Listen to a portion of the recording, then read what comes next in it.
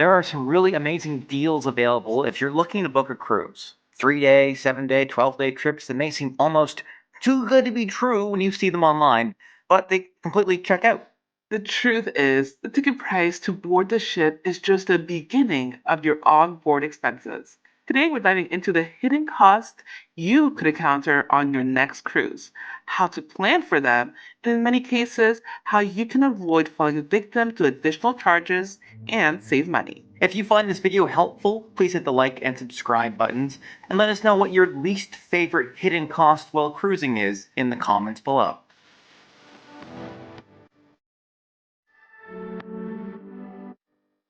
Transportation. Yes, booking a cruise can be cheap, but getting there can be expensive.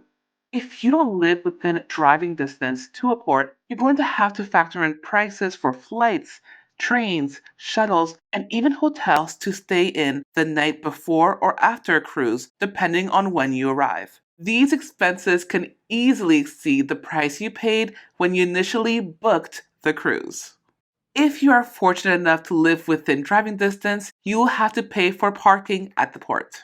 Food surcharges. Most cruise fares cover onboard dining in the buffets and main restaurants, but you may be tempted and enticed by staff to make a reservation at one of their specialty restaurants. On many cruise lines, these specialty restaurants are not included in the price and will cost you extra. However, you could still find ways to spend more money in the free dining areas. Restaurants could have higher tier items on their menus or charge when ordering more than one entree. Make yourself aware of your cruise line's policy around the food included in your base fare. Onboard activities. There's plenty of activities on board that'll keep you entertained for no extra fee.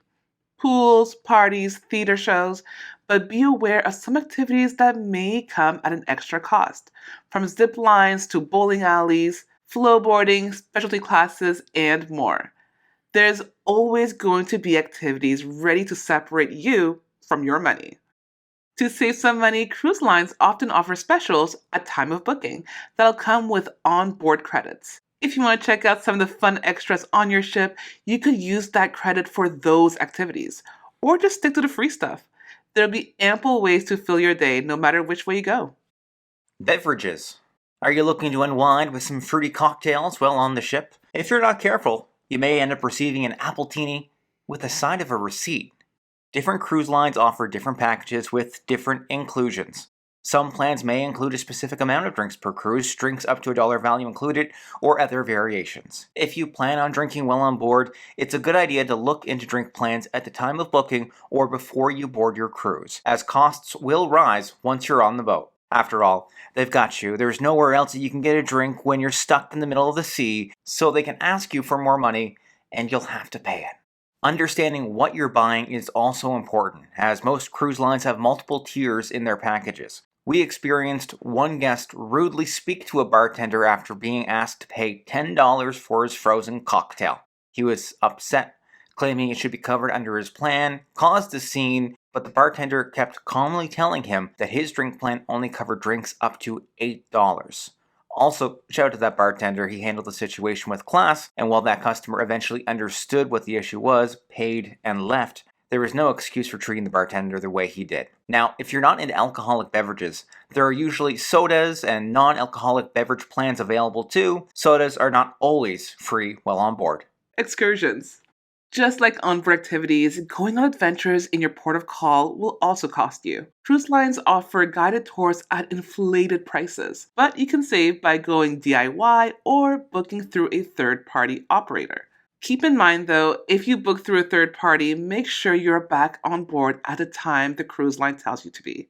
They have a schedule to keep and won't always be able to wait for you. Internet.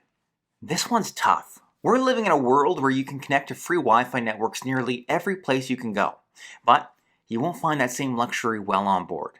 Wi-Fi packages can be pricey and only give access to a small amount of your devices. Now, to save money, look into your mobile provider's roaming plans, as they may have better deals if you're just looking to use your phone, or wait until there are deals that include Wi-Fi packages during booking specials. Laundry. You only want to take so much luggage with you when traveling. And when you're going on those longer 10+ day cruises, you don't want to be stuck wearing dirty, wet, smelly clothes on the back half of your trip. That's where the cost of laundry services could become your frenemy. Yes, clean clothes make you feel so much better, but the cost to get them clean will be inflated. If you're keen on saving money, make sure you pack a change of clothes for every day. Or bring some products that allow you to turn your bathroom sink into a DIY laundry station. Tipping. Tipping policies vary per cruise line, but if you experience great service, it's always worth leaving a tip. If you want to just set it and forget it, look into your cruise's auto gratuity options. That way, you know the cost has been taken care of at the start and there won't be any huge surprises at the end of the trip. We like to save a lot of money, but this is one of the few areas we don't mind spending a little extra while on board. Shopping. No matter how much we tell each other that we won't shop on a cruise ship, we always break down after walking past the same shops day in and day out. We're drawn in and end up walking out with less money in our bank accounts. Tips on saving while shopping? For the majority of your trip, window shop.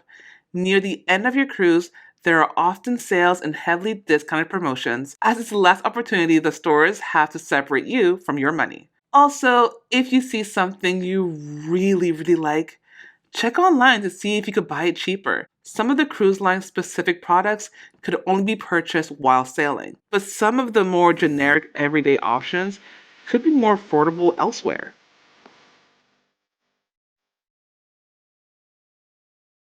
Cruises can be cheap to book, but expensive to go on. Being aware of the hidden costs you may encounter could save you money, or at least let you properly budget ahead of time so you get to enjoy the exact experience you're looking for while on board. If you found this video helpful, please hit like and subscribe, and let us know in the comments if there are any hidden costs we missed that we should highlight in our next video. Thank you for watching, and while you're here, check out another one of our cruise videos by clicking the link on the screen.